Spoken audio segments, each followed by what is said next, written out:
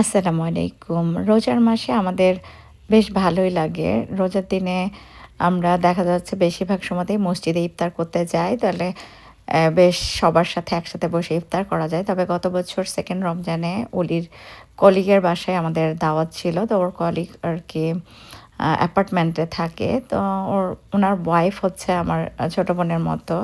তো ও অনেক ধরনের ইফতারি বানিয়েছিল। এই যে দেখেন অনেক ধরনের ইফতারি সাজিয়ে রেখেছে।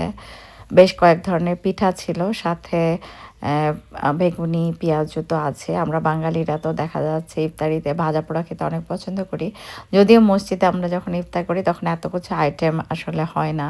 খুবই অল্প সিম্পল আইটেম হয়। আমি আপনাদেরকে অলরেডি দেখিয়েছি মসজিদের ইফতারি।